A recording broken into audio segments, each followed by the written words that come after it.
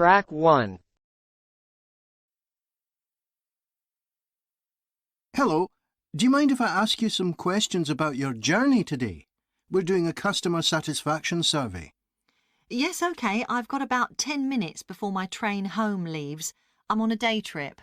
Great, thank you. So, first of all, could you tell me your name? It's Sophie Bird. Thank you. And would you mind telling me what you do? I'm a journalist. Oh, really? That must be interesting. Yes, it is. So, was the reason for your visit here today work? Actually, it's my day off. I came here to do some shopping. Oh, right.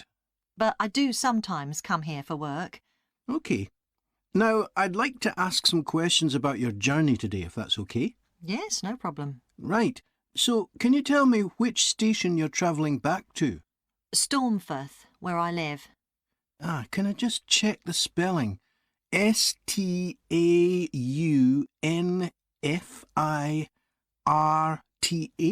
That's right. And you travelled from there this morning? Yes. OK, good. Next, can I ask what kind of ticket you bought? I assume it wasn't a season ticket as you don't travel every day. That's right. No, I just got a normal return ticket. I don't have a rail card, so I didn't get any discount. I keep meaning to get one because it's a lot cheaper. Yes, you'd have saved 20% on your ticket today. Oh. So you paid the full price for your ticket? I paid £23.70. OK. Do you think that's good value for money? Not really. I think it's too much for a journey that only takes 45 minutes. Yes, that's one of the main complaints we get. So you didn't buy your ticket in advance? No. I know it's cheaper if you buy a week in advance, but I didn't know I was coming then. I know.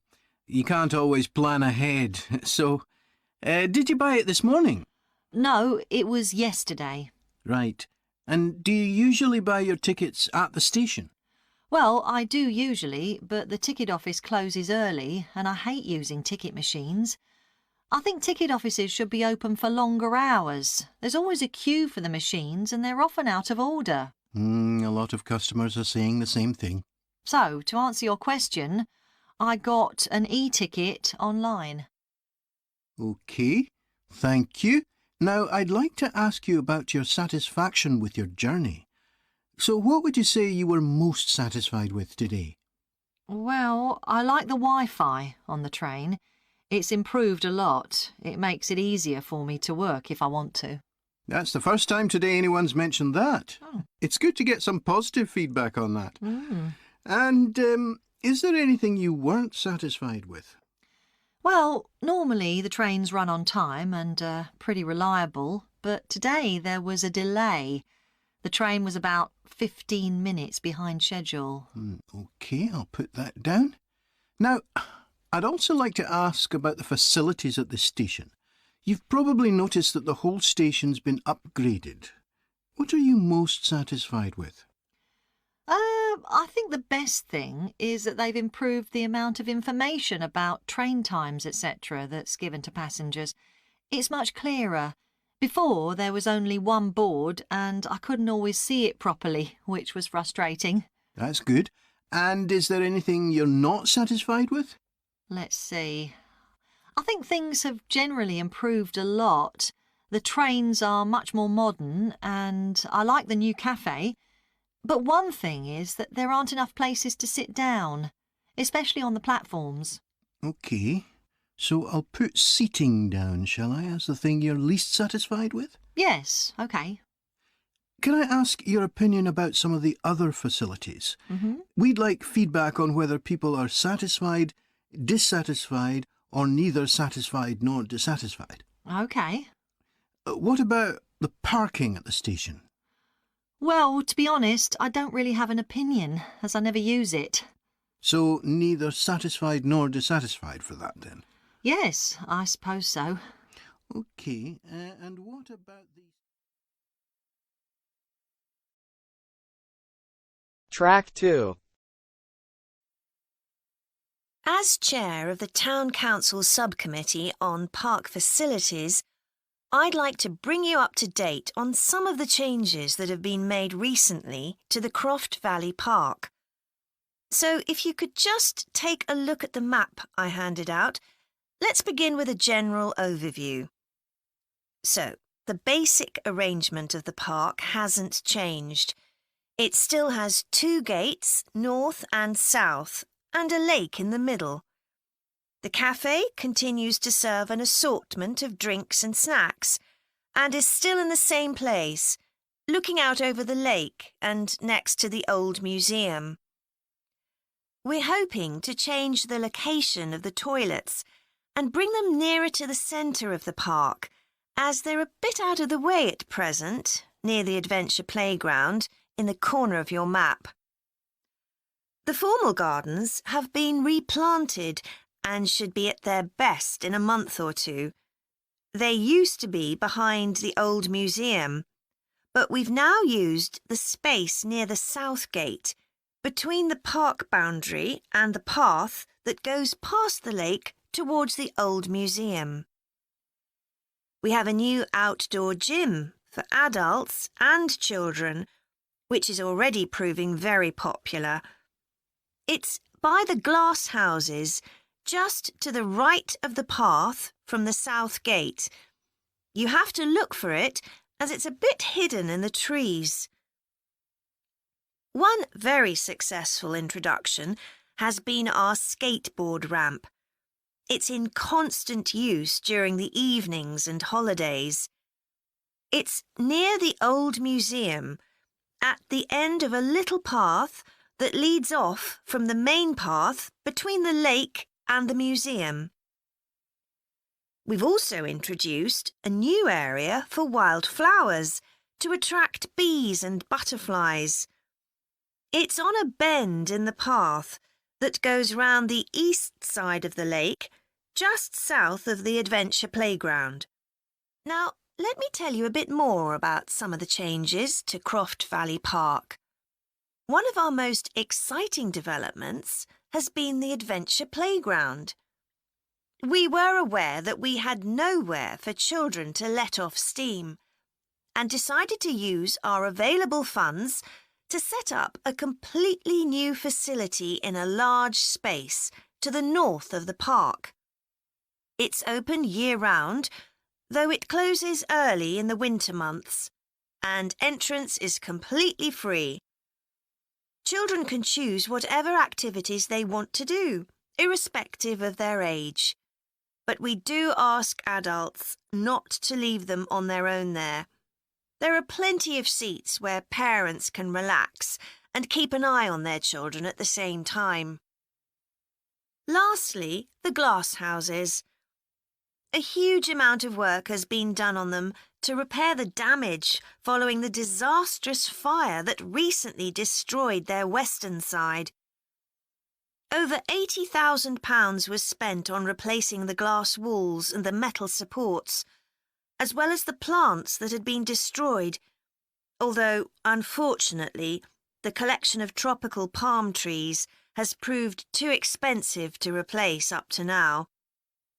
At present, the glass houses are open from 10 a.m. to 3 p.m. Mondays to Thursdays, and it's hoped to extend this to the weekends soon. We're grateful to all those who helped us by contributing their time and money to this achievement. The gardens have really been a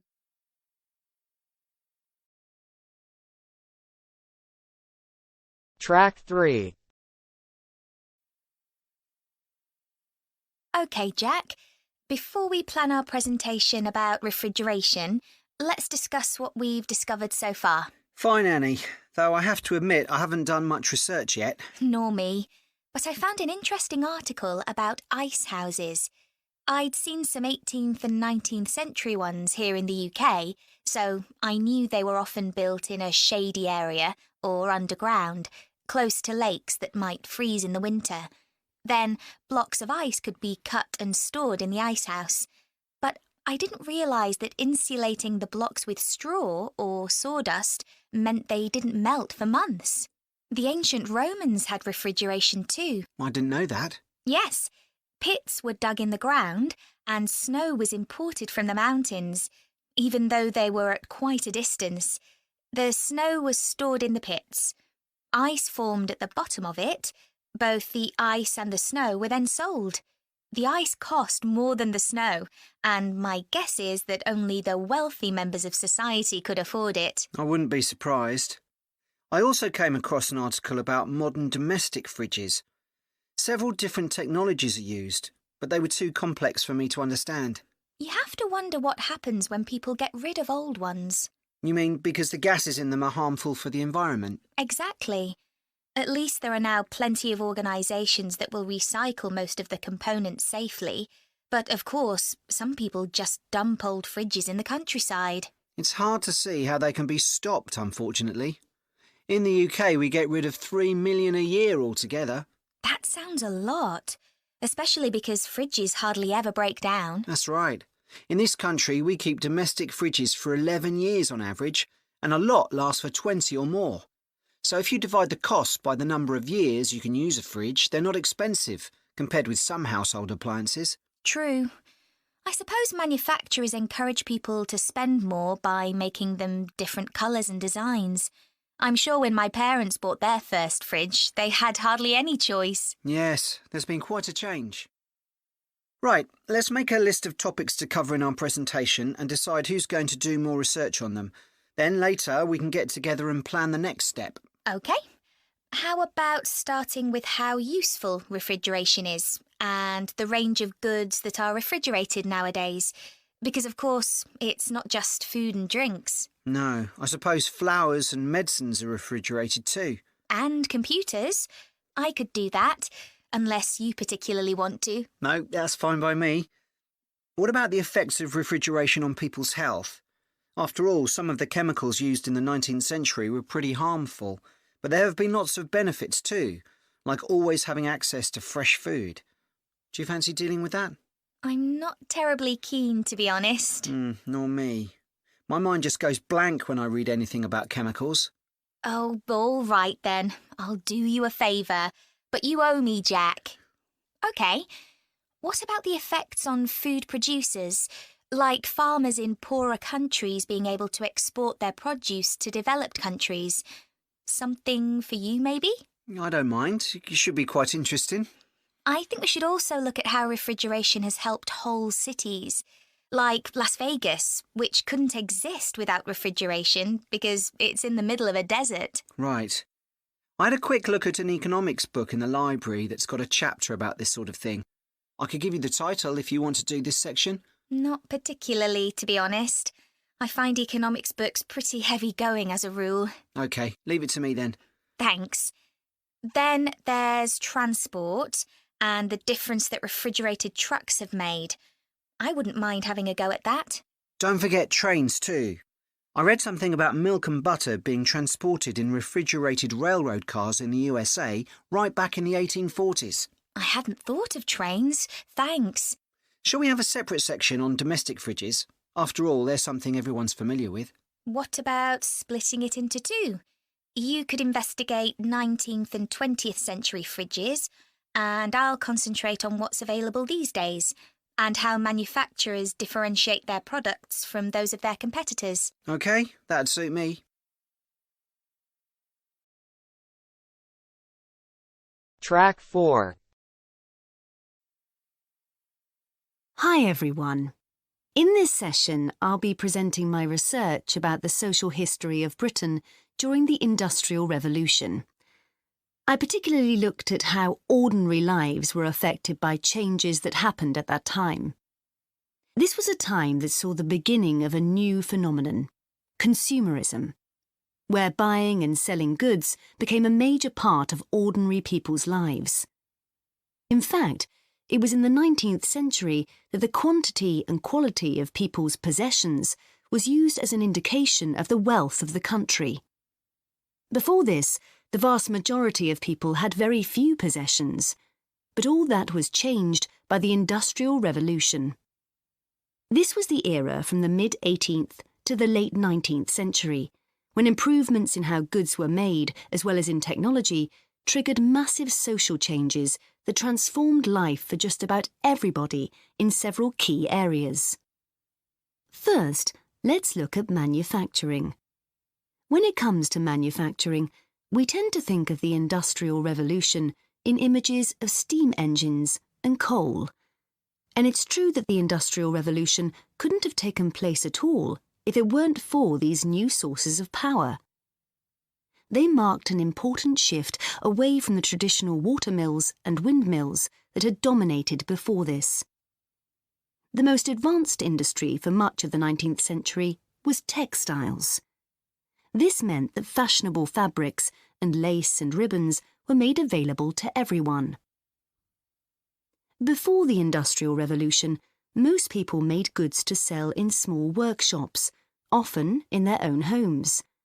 But enormous new machines were now being created that could produce the goods faster and on a larger scale, and these required a lot more space.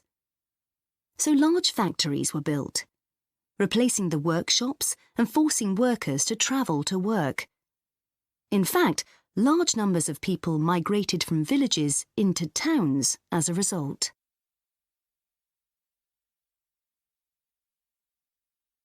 As well as manufacturing, there were new technologies in transport, contributing to the growth of consumerism. The horse-drawn stagecoaches and carts of the 18th century, which carried very few people and goods and travelled slowly along poorly surfaced roads, were gradually replaced by the numerous canals that were constructed. These were particularly important for the transportation of goods. The canals gradually fell out of use, though, as railways were developed, becoming the main way of moving goods and people from one end of the country to the other. And the goods they moved weren't just coal, iron, clothes, and so on. Significantly, they included newspapers, which meant that thousands of people were not only more knowledgeable about what was going on in the country, but could also read about what was available in the shops. And that encouraged them to buy more. So faster forms of transport resulted in distribution becoming far more efficient. Goods could now be sold all over the country instead of just in the local market. The third main area that saw changes that contributed to consumerism was retailing. The number and quality of shops grew rapidly, and in particular, small shops suffered as customers flocked to the growing number of department stores, a form of retailing that was new in the 19th century. The entrepreneurs who opened these found new ways to stock them with goods and to attract customers. For instance, improved lighting inside greatly increased the visibility of the goods for sale. Another development that made goods more visible from outside resulted from the use of plate glass, which made it possible for windows to be much larger than previously. New ways of promoting goods were introduced too. Previously, the focus had been on informing potential customers about the availability of goods. Now, there was an explosion in advertising trying to persuade people to go shopping. Flanders claims that one of the great effects of the Industrial Revolution was that it created choice. All sorts of things that had previously been luxuries, from sugar to cutlery, became conveniences, and before long they turned into necessities. Life without sugar or cutlery was unimaginable, rather like mobile phones these days.